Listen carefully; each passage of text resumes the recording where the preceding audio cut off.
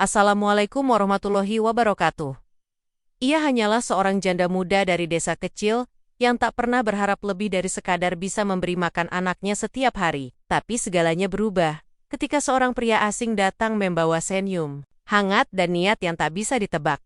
Bukan hanya hatinya yang terusik, tapi juga seluruh hidupnya yang perlahan terguncang. Dari klepon di pasar hingga surat dari negeri jauh, kisah ini membawa liku yang tak disangka. Tapi di balik semua kebahagiaan itu, ada satu rahasia masa lalu yang nyaris merobohkan segalanya.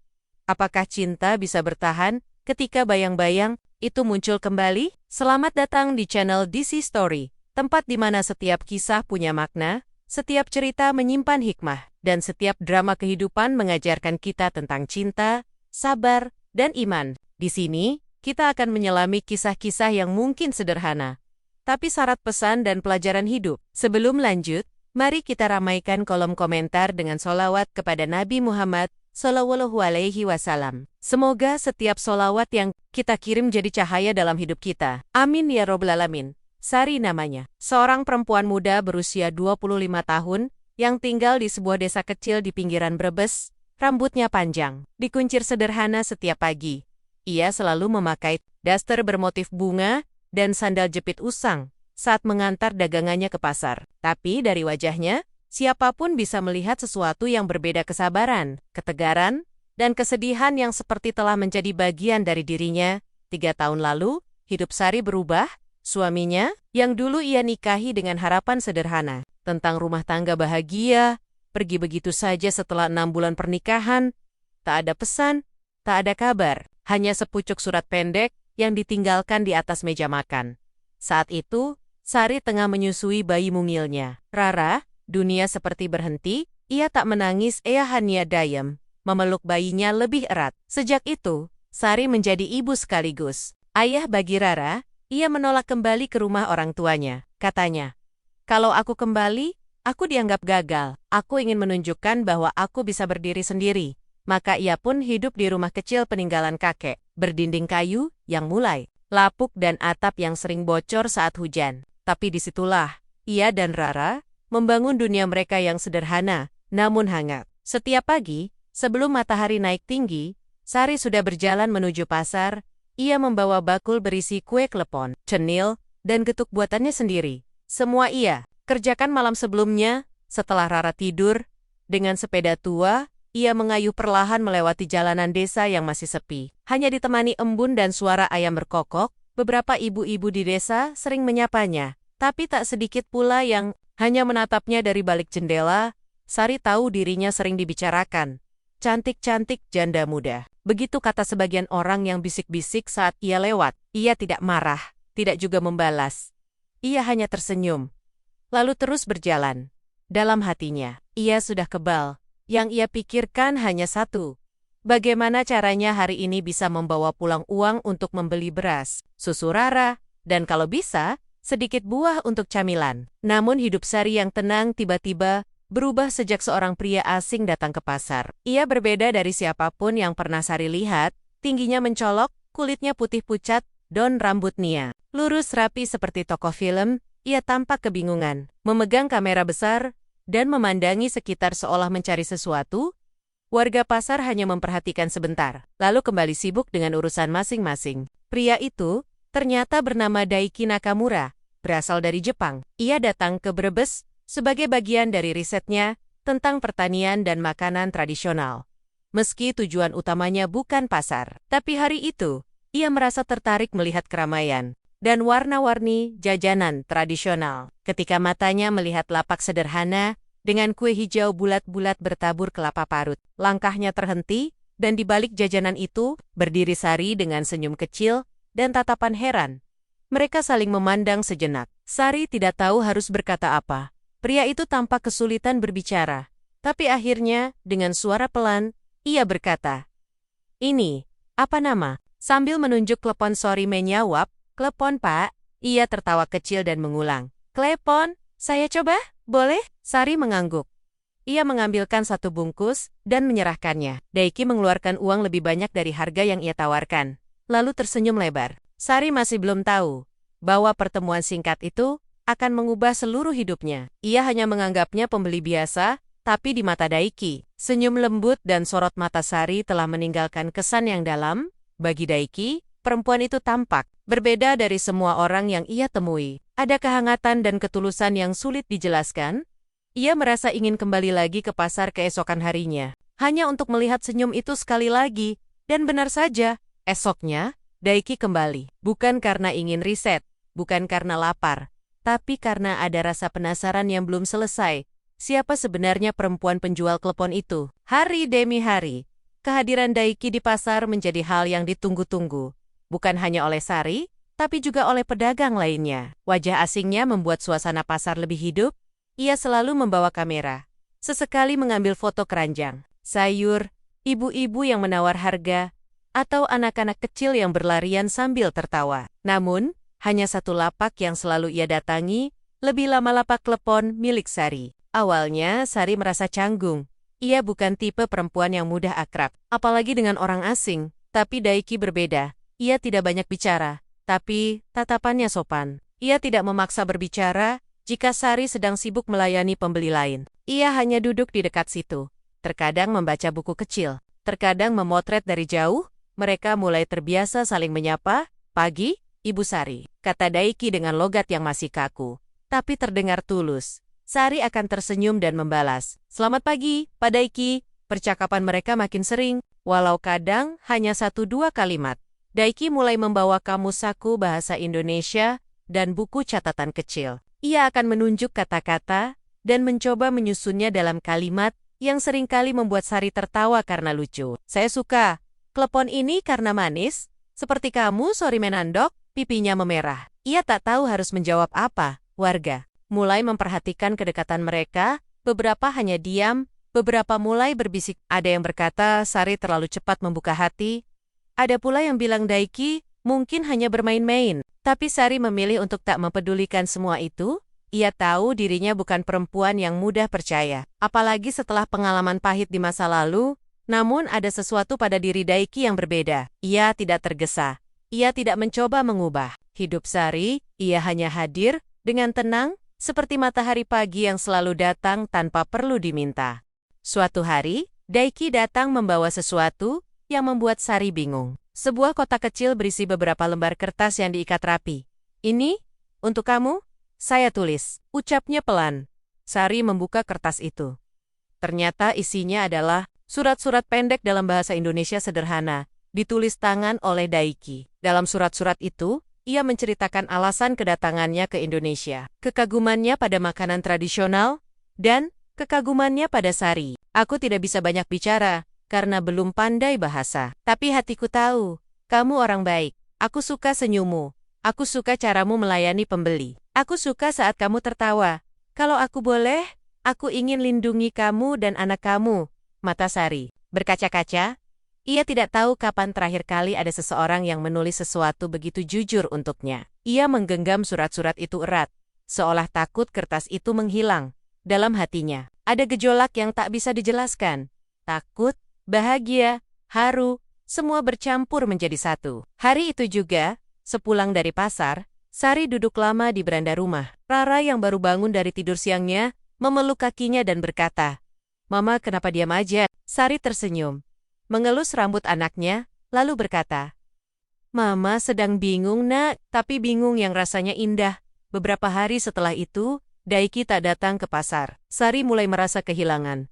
Ia mulai melihat ke arah jalan. Masuk pasar setiap pagi, berharap sosok jangkung itu muncul di antara kerumunan. Tapi yang datang hanya angin pagi dan suara tukang tahu bulat. Namun tepat seminggu setelah hari pemberian surat itu, Daiki muncul kembali dengan kemeja bersih, wajah yang sedikit tegang, dan sebuket bunga kecil di tangannya. Ia mendekati Sari dan berkata dengan suara yang bergetar, "Ibu Sari, boleh saya bicara serius? Sebentar saja." Pasar terasa hening bagi Sari saat itu. Waktu seperti melambat, ia hanya bisa mengangguk. Meski jantungnya berdegup kencang, mereka berjalan ke pinggir lapangan kecil tak jauh dari pasar. Di sana, di bawah pohon rindang, Daiki duduk bersilat, dan membuka tasnya. Ia mengeluarkan sebuah kotak beludru kecil. Saat membukanya, tampak sebuah cincin sederhana berhiaskan batu kecil berwarna bening. Daiki menatap mata Sari dan berkata, "Saya ingin menikah kamu." "Saya serius, Sari." Tak berkata apa-apa.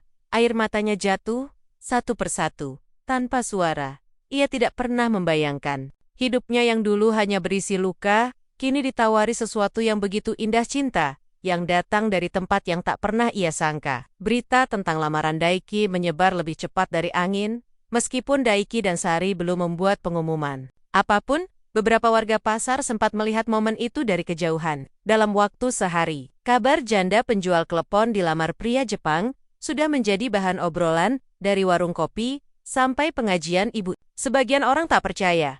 Sebagian lagi menggelengkan kepala sambil tersenyum-senyum. Tapi tidak sedikit pula yang diam-diam iri. Bagaimana mungkin seorang janda muda dari desa, tanpa gelar, tanpa kecantikan mencolok, bisa menaklukkan hati pria asing yang terdidik dan tampan? Sari sendiri masih merasa seperti bermimpi. Ia menyimpan cincin itu di dalam kaleng kecil bekas bedak bayi. Setiap malam, sebelum tidur, ia akan membukanya, menatapnya lama-lama, lalu menutupnya kembali dengan hati-hati. Ia belum memberi jawaban kepada Daiki, bukan karena ragu, tapi karena ingin memastikan bahwa ia benar-benar siap membuka hati lagi. Beberapa hari setelah lamaran itu, Sari duduk bersama ibunya di beranda. Angin sore menyapu rambutnya perlahan. Ibunya diam-diam mengamati wajah anak perempuannya yang tampak lebih bersinar dari biasanya. "Ibu lihat matamu seperti dulu waktu kamu baru menikah," kata sang ibu pelan. Sari menoleh, lalu tersenyum kecil. "Bu, menurut ibu, boleh nggak janda kayak Sari ini menikah lagi sama orang asing pula?" Ibunya tak langsung menjawab. Ia menatap langit sejenak, lalu berkata bijak, "Yang penting bukan dia dari mana, tapi hatinya seperti apa, asing atau tidak. Kalau bisa jaga kamu dan Rara, buat apa menolak bahagia?" Kata-kata itu menjadi dorongan yang besar bagi Sari. Hari berikutnya, ia mengajak Daiki bertemu di rumahnya. Daiki datang dengan kemeja putih dan celana kain. Tampak gugup, tapi tetap tersenyum sopan. Di ruang tamu yang sederhana, mereka duduk berhadapan. Rara yang duduk di pangkuan ibunya, sesekali mengintip malu-malu. Dengan suara lembut, Sari akhirnya menjawab, "Saya terima. Tapi saya tidak sendiri. Saya dan Rara adalah satu paket. Kalau kamu mencintai saya, kamu juga harus mencintai anak saya." Daiki menatap Sari lama, lalu perlahan mengangguk dan berkata, "Saya mau jadi ayah untuk Rara. Kalau dia mau terima saya." Rara yang mendengarnya langsung berlari ke pelukan Daiki. Ia memang belum mengerti sepenuhnya, tapi sejak awal, ia sudah merasa nyaman dengan pria itu. Mereka sering bermain balok bersama, dan Daiki sering membawakannya coklat atau boneka kecil dari pasar. Kini, pelukannya seolah menjadi tanda bahwa ia sudah memilih ayah barunya. Tak lama setelah itu, dimulailah persiapan pernikahan. Bukan pesta besar, bukan pula resepsi mewah, tapi sebuah acara sederhana di halaman rumah Sari. Hanya keluarga dekat, tetangga, dan beberapa teman Daiki dari kampus yang hadir. Namun suasananya hangat, penuh haru, dan dipenuhi senyuman tulus dari semua yang menyaksikan. Sari mengenakan kebaya putih dengan kain batik yang dipinjam dari sepupunya, rambutnya disanggul sederhana, dihias melati. Daiki mengenakan batik coklat yang dijahitkan khusus oleh penjahit desa. Mereka tampak serasi, seperti dua cerita berbeda yang akhirnya dipertemukan oleh satu halaman yang sama. Saat ijab kabul diucapkan, air mata menetes dari mata Sari. Bukan karena sedih, tapi karena hatinya seperti menemukan tempat pulang yang baru, di hadapan penghulu, dan para saksi. Ia resmi menjadi istri dari pria yang bahkan 3 bulan lalu, belum pernah ia kenal. Setelah akad, Sari menggenggam tangan Daiki erat, ia membisikkan, "Terima kasih sudah datang jauh-jauh hanya untuk memulai hidup baru denganku." Daiki membalas dalam bahasa Indonesia yang mulai lancar, "Aku bahagia karena bisa temukan kamu." Pernikahan itu menjadi kenangan tak terlupakan bagi semua yang hadir. Banyak yang pulang dengan mata berkaca-kaca. Mereka bukan hanya menyaksikan dua orang menikah, tapi juga menyaksikan bahwa cinta sejati masih ada. Meski datang dalam bentuk yang tak terduga dari seorang janda desa dan seorang pria dari negeri. Sakura, setelah resmi menjadi suami istri, kehidupan Sari dan Daiki perlahan mulai berubah. Mereka tidak langsung tinggal di rumah mewah atau pindah ke kota besar. Mereka tetap tinggal di rumah kecil itu, yang kini diperbaiki bersama. Dinding kayu lapuk diganti dengan bata ringan, atap bocor ditambal, hingga akhirnya diganti seluruhnya. Semua dilakukan perlahan, dengan tangan sendiri, dan bantuan beberapa tetangga yang bersedia menolong. Namun bukan rumahnya yang paling berubah. melainkan suasana di dalamnya. Setiap pagi kini terasa lebih hangat, Sari tidak lagi berangkat ke pasar sendirian.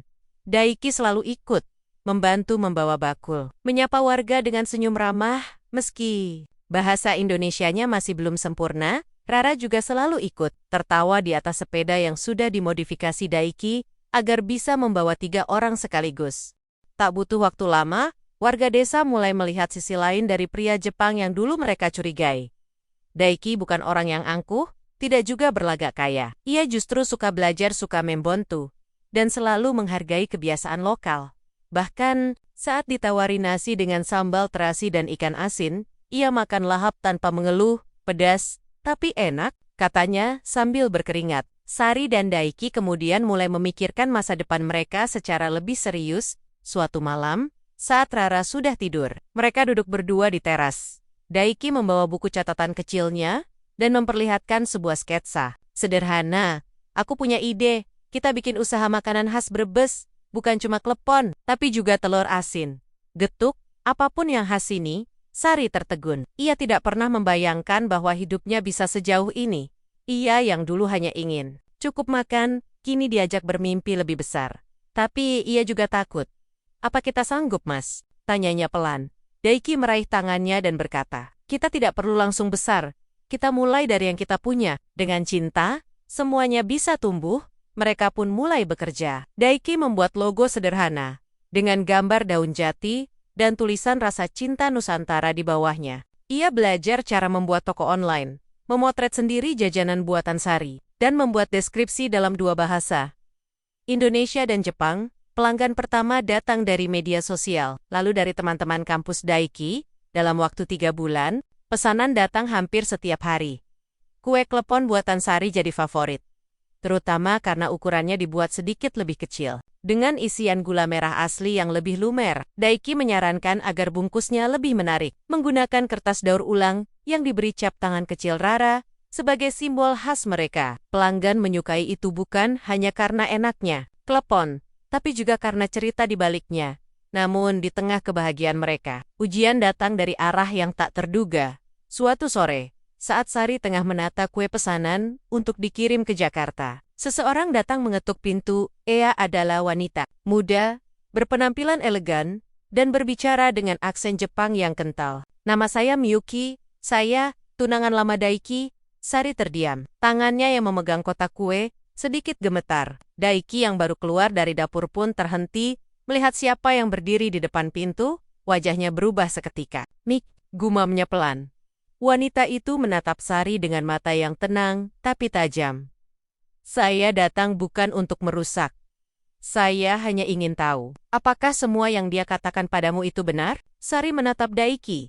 Tidak ada kemarahan di matanya, tapi ada pertanyaan besar yang mengalir dalam diam. Ia tidak langsung bicara. Ia tidak langsung menuduh. Ia hanya menatap, menunggu penjelasan yang seharusnya datang sejak awal.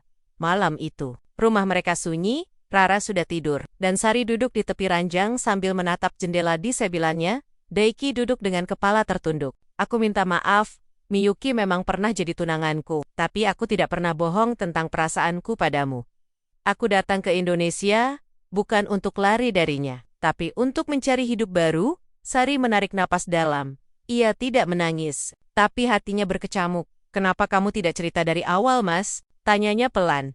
Daiki menggenggam tangan Sari dengan lembut. Karena aku takut kehilangan kamu. Tapi sekarang aku tahu, cinta yang jujur lebih kuat daripada ketakutan. Malam itu, tak ada pertengkaran, tak ada kata kasar, hanya keheningan. Dan kejujuran yang perlahan menyembuhkan keraguan. Sari tahu, masa lalu seseorang tidak bisa dihapus, tapi masa depan bisa dibangun asal ada keberanian untuk bersikap terbuka. Dan malam itu pula, untuk pertama kalinya Sari berkata dengan suara lirih tapi penuh makna. Aku ingin kita tetap bersama, tapi aku minta satu hal. Jangan ada lagi yang disembunyikan, sekecil apapun itu. Sejak malam itu, Sari dan Daiki menjalani hidup mereka dengan lebih terbuka. Tidak ada lagi rahasia, tidak ada lagi cerita yang disimpan sendiri. Daiki mulai sering bercerita tentang masa lalunya, tentang keluarganya di Osaka, tentang ayahnya yang keras, namun bijak, dan tentang ibunya yang sangat menyukai kerajinan tangan. Ia bahkan menunjukkan foto masa kecilnya bersama Miyuki. Sebagai bentuk kejujuran dan penghargaan atas kepercayaan Sari, hubungan mereka tidak langsung menjadi sempurna, tapi lebih kuat. Kepercayaan tumbuh perlahan, seperti tanaman yang baru disemai. Setiap hari, mereka saling belajar. Sari belajar memaafkan, Daiki belajar menghargai setiap hal kecil. Rara tumbuh dengan cinta dari dua orang tua yang benar-benar hadir untuknya. Ia tidak tahu betapa rumitnya dunia orang dewasa, tapi ia merasakan kehangatan rumah yang tak pernah ia rasakan sebelumnya. Beberapa minggu kemudian, Sari dikejutkan oleh sebuah surat berperangko Jepang yang dikirim langsung dari Osaka. Surat itu ditulis dengan tangan dan diterjemahkan ke dalam bahasa Indonesia oleh Daiki. Isinya datang dari ibunya Daiki, seorang wanita tua yang belum pernah ia temui, tapi menulis dengan hangat, seolah mengenal Sari sejak lama. Untuk Sari dan cucuku, Rara, tulisnya. Meski kita berbeda bahasa dan tempat tinggal, saya ingin kalian tahu bahwa saya sangat bahagia karena Daiki menemukan keluarga sejati di Indonesia. Saya ingin bertemu kalian suatu hari nanti. Jenggen, takut pada perbedaan. Karena cinta tidak butuh bahasa, hanya hati yang jujur. Membaca surat itu, Sari tak kuasa menahan haru. Ia menangis, bukan karena sedih, tapi karena merasa benar-benar diterima. Ia yang selama ini merasa kecil, tak berharga, dan sering direndahkan, kini disambut oleh hati seorang ibu dari negeri seberang. Rasanya seperti pintu-pintu dunia perlahan terbuka untuknya. Beberapa bulan setelah itu, Daiki mengajak Sari dan Rara pergi ke Jepang. Bukan untuk menetap, tapi sekadar berlibur dan memperkenalkan mereka kepada keluarganya.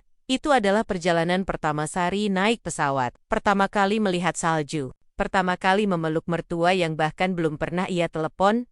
Pertemuan itu hangat dan tak terlupakan. Meski terbatas oleh bahasa, pelukan ibu Daiki dan usapan tangannya di kepala Rara berbicara lebih banyak dari 1000 kata. Di rumah kayu kecil yang dikelilingi taman sakura, Sari merasa seperti sedang berada dalam mimpi. Sebuah mimpi yang dulu terasa mustahil.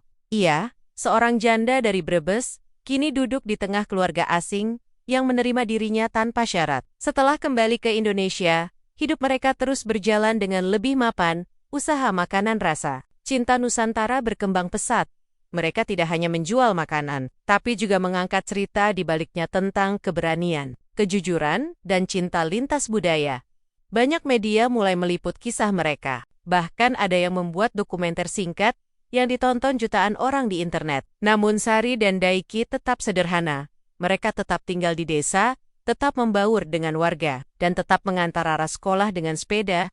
Sari kini membuka kelas kecil mengajarkan pembuatan kue tradisional kepada ibu-ibu sekitar, sementara Daiki membantu membuat desain kemasan dan promosi online. Tapi di tengah semua kesibukan itu, ada satu hal yang selalu mereka jaga. Waktu bersama di sore hari, setiap matahari mulai tenggelam. Mereka duduk bertiga di teras rumah, minum teh dan makan klepon, sambil mendengarkan cerita Rara tentang apa yang terjadi di sekolah. Dalam keheningan yang lembut, Sari sering memandang ke langit, lalu berbisik dalam hati, "Terima kasih Tuhan, karena telah mengirimkan cinta yang datang dengan cara paling tidak terduga." Ia tahu, hidup tak selalu sempurna.